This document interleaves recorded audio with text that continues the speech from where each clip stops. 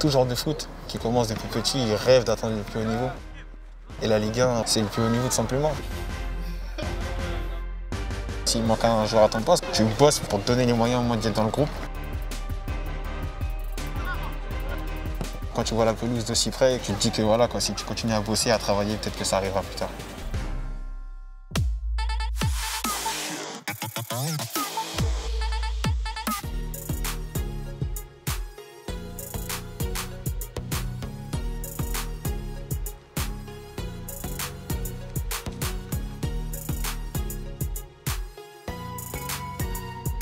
Salut Kevin. Salut David. Ça va? Ça va et toi? T'es super grand, hein? Ouais, on le dit C'est pas souvent. l'habitude, hein? Tu connais la chanson de Dalida, il venait d'avoir 18 ans? Comment?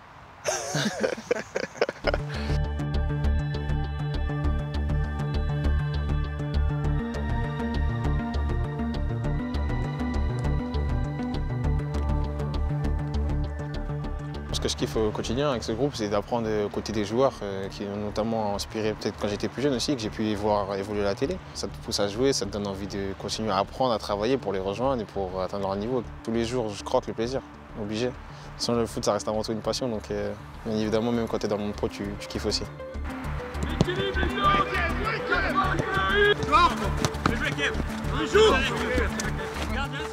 C'est un garçon qui a une grande capacité dans le domaine défensif, bon dans les duels. Évidemment une présence athlétique importante. Je dirais que je suis quelqu'un qui a pour qualité la rapidité pour mon gabarit. Je suis assez rapide. Le jeu de tête, les duels aériens, la présence dans les duels aussi au sol, le contact, l'agressivité. Kevin aujourd'hui rentre dans le profil type du défenseur central, c'est-à-dire grand gabarit, dynamique. Techniquement c'est bien, même s'il faut encore qu'il travaille. Il doit faire mieux sous la pression en termes de vitesse d'exécution.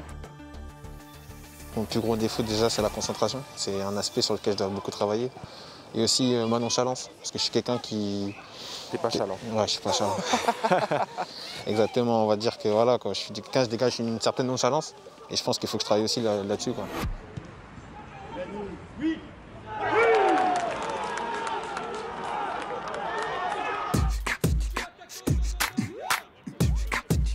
Il y a des situations qu'il doit connaître, qu'il doit apprendre, mais pour ça il faut qu'il les vive. Et aujourd'hui c'est un peu le problème de ces jeunes joueurs avec le contexte sanitaire, c'est que quand ils ne jouent pas en Ligue 1, ils ne jouent pas.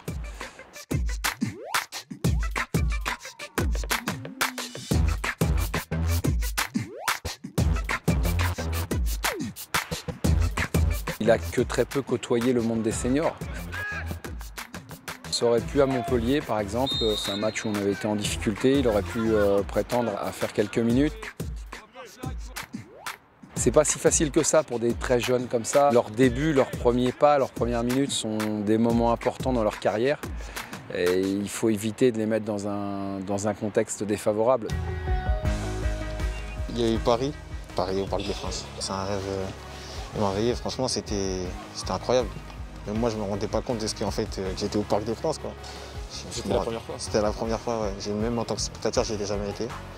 Et franchement, c'est incroyable. Imagine avec du public. Et en plus.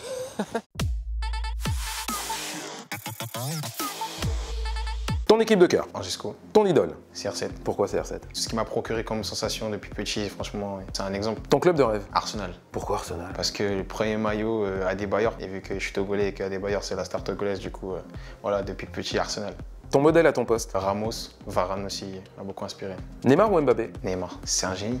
Tout simplement, j'ai eu l'occasion de les voir jouer au parc. En vrai, tous les deux, et franchement, Neymar, c'est celui qui m'a le plus impressionné. Marquage en zone ou marquage à la culotte? À la culotte, on lâche pas et c'est une question de mental. Ton championnat préféré? Angleterre, première ligue. Qu'est-ce que tu aimes dans la première ligue? L'intensité, les jeux, les duels, les contacts. Le joueur le plus surcoté? Maguire, très cher, ils l'ont pas bien rentabilisé. Le joueur le plus sous-coté? Lacazette. Parce qu'il joue à Arsenal. Il joue à Arsenal d'abord et franchement très sous-coté, je trouve. Ton bad boy préféré? Diego Costa. Ah, Ouais. tu aimerais l'affronter, Diego Costa? Franchement, ce serait pas mal. La coupe de cheveux la plus réussie? Mouiskin, je dirais. La pire coupe de cheveux? Neymar de temps en temps. Des fois, ses coups de cheveux, c'est chaud. Ta célébration de but? On appelle ça le pouce de l'ancien. Le quoi? Le pouce de l'ancien. C'est quoi? C'est un geste un peu tendance, de toute façon. C'est un Snapchatter qui utilise ce geste et ça m'a fait rire.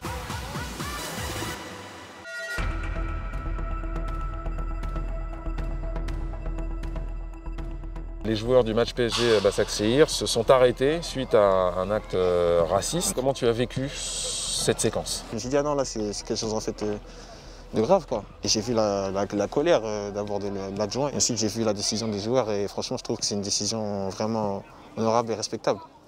Parce que franchement, je pense que sans ce genre de décision, on n'avancera pas. On l'a bien vu auparavant, même s'il y a eu des campagnes, partout des panneaux publicitaires, ça n'a pas vraiment changé la donne. Tu serais capable de le faire, toi, aujourd'hui, de sortir tout seul? Sortir tout seul, que ce soit avec mes coéquipiers, s'ils sont solidaires, s'ils décident de me suivre, j'essaierai au moins de... Voilà, mais en tout cas, ma décision, moi, même si c'est tout seul, je pense qu'il faudrait sortir.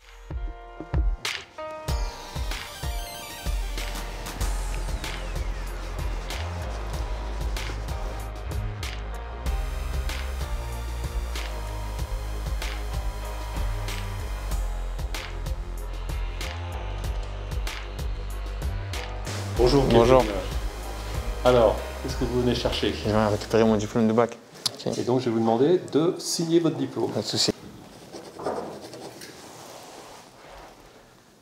Vous pourrez en parler à Stéphane Moulin parce que lui, il a eu le même diplôme ici même. C'était dans les années 80. Ah oui, d'accord. Voilà, vous pourrez lui dire. Ok, que, ça voilà, marche. très bonne suite. Ok, merci beaucoup. Puis à bientôt. Quand vous passez, n'hésitez pas. Ça marche, pas de souci. Au revoir. Au revoir. Félicitations mec. Merci. Bravo. Ah, Bon, c'était un peu long, t'as fait le rattrapage ou quoi? non, du tout. Un bac scientifique donc. C'est ça exactement. Bac S, ouais. Le plus dur. Les autres plus durs, ouais. Je peux dire ça comme ça. Une certaine fierté, non? Ouais, bien sûr, une fierté. Une fierté d'atteindre cet objectif. Oui, à le moment. Oui, ça va et toi? Ouais, je t'appelais juste pour te dire que ouais, j'ai enfin récupéré mon diplôme là. Ouais, je suis enfin parti le chercher.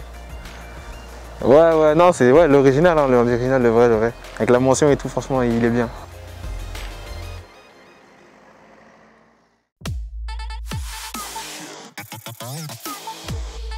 C'est quoi ta sonnerie du moment?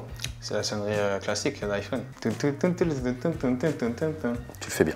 Ton fond d'écran? Gon, c'est un manga, c'est Hunter x Hunter et c'est le personnage principal. L'appli que tu utilises le plus? Snapchat. L'appli que tu ne veux pas montrer? Je dirais Snapchat aussi. Pourquoi? Il y a des conversations, il faut que ça reste confidentiel. TikTok ou Instagram? Instagram, je suis pas du tout TikTok. Tu postes quoi sur Instagram? Les photos de foot, socialement. Qui te suit sur les réseaux sociaux? Des fans du club, des fans de foot. Combien de followers? 2000, hein, après. Qui tu suis sur les réseaux sociaux? Lil Baby, Caris, Booba. Ton dernier message? À ma mère. Ton dernier appel? Ma mère aussi.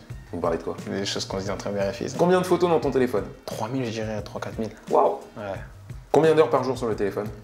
Franchement, je dirais 6-7 heures. Hein. La photo que tu n'effaceras jamais? C'est une photo de moi et ma mère et ma soeur le jour de la signature de mon premier contrat professionnel. Le son que tu écoutes le plus? Chris Corleone, c'est un rappeur. Ouais, en ce moment, il est bouillant, il est bien. Le son que tu as dans ton téléphone mais qui te fait un peu honte? Tu dis pas à tes copains? Jean-Jacques Goldman, là-bas. Ah, magnifique! Ouais.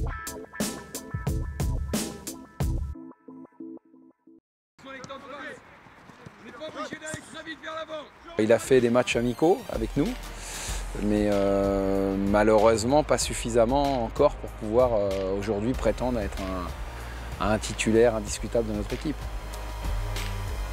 Par rapport à certains de sa génération, il mettra peut-être un petit peu plus de temps que par contre, pour moi, il arrive en Ligue 1.